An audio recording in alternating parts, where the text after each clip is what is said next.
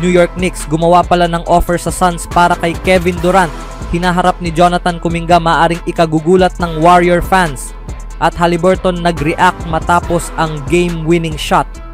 Ngunit bago ang lahat, kung gusto nyo ng pangmatagalang basketball shoes, New Curry 12, mabibili lamang sa halagang $2,599. I-click lamang ang link sa comment section. Habang naghahanap ang New York Knicks ng kapalit para sa natanggal na head coach na si Tom Thibodeau, isa pa sa mga pangunahing layunin ng pamunuan ng team ay ang pag-aayos ng kanilang roster. Maraming tagamasid at fans ang nagtutukoy ng posibleng ugnayan sa pagitan ng Knicks at Phoenix Suns para sa isang trade na kinasasangkutan ni Kevin Durant. Ayon kay Shams Charania ng ESPN, nasa isip na ng New York ang galaw na ito noong nakaraang season. Nagkaroon ng mutual na interest sa pagitan ng Knicks at Kevin Durant sa panahon ng NBA trade deadline, sabi ni Charania sa NBA Today ngayong araw. Nagbigay ng offer ang Knicks para kay Kevin Durant sa NBA trade deadline. Ngunit malinaw na walang naganap na trade para kay Durant. Malamang nakakailanganing pakawalan ng Suns ang $54.7 million sweldo ni Durant para sa susunod na season upang maisakatuparan ang pagbabago sa roster sa ilalim ng bagong general manager na si Brian Gregory at head coach na si Jordan Ott.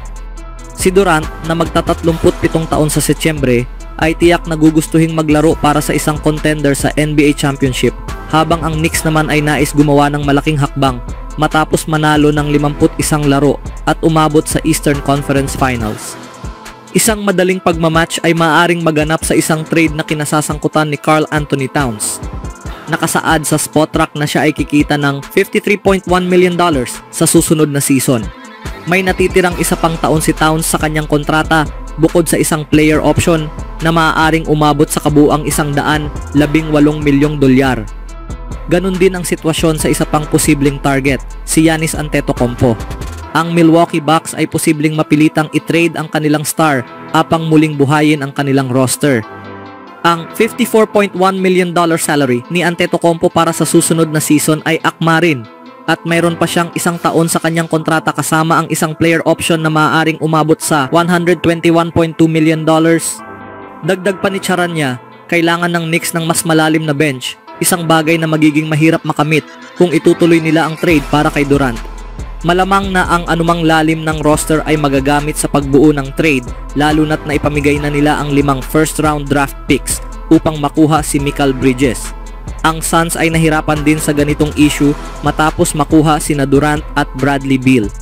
Hindi inilahad ng ESPN NBA Insider ang detalye kung ano ang ini-offer ng New York sa Phoenix para kay Durant.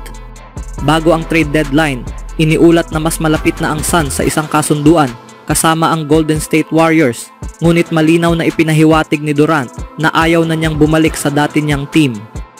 Sa sumunod na balita naman, matapos hindi magamit sa 4 sa 7 laro ng first round series laban sa Houston Rockets, tila patapos na ang panahon ni Jonathan Kuminga sa Golden State Warriors. Ngunit dahil sa kanyang muling pagsigla sa laro sa second round series laban sa Minnesota Timberwolves, maaaring nagbago ang ihip ng hangin.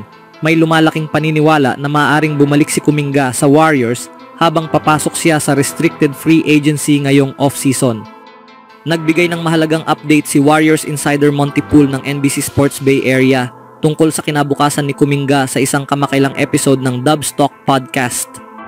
Batay sa mga senyales at usap-usapan sa NBA, malamang na makahanap ng paraan ng Warriors para mapanatili si JK. Hindi ito nangangahulugang siya na ang pangmatagalang solusyon, sabi ni Poole. Dahil sa mga komplikasyon sa ilalim ng panuntunan ng CBA at ang katotohanang kalahati lamang ng kontrata ni Kuminga ang maaaring maibalik ng Golden State sa isang sign and trade, hindi na rin nakapagtataka kung bakit lumalakas ang posibilidad ng pagbabalik ng 22 taon sa team. Ngunit sa kabila ng pagka-bench niya sa huling bahagi ng season at ang kawalang katiyakan sa kanyang papel at minuto sa nagdaang 4 na taon, nakagugulat pa ring isipin na handa ang Warriors na i-resign si Kuminga sa isang kontratang maaaring lumampas sa $100 milyong. Posible pa rin ang isang sign and trade kapag nagsimula na ang free agency, ngunit tila hindi gaanong makakakuha ang Warriors ng isang player na may tunay na halaga sa puntong ito. Matapos umiskor si Kuminga ng mahigit 24 na puntos kada laro sa huling 4 na laro kontra Timberwolves habang pumupukol ng halos 55% sa field, Tama lamang na mataas ang presyo na itinakda ng Warriors kung ipagpapalit man siya. Kung hindi, mananatili siya. Gaya ng binanggit ni Poole at ng ulat ni Anthony Slater ng The Athletic, maaaring mas dulot ng convenience kaysa desire ang pananatili ni Kuminga sa Golden State.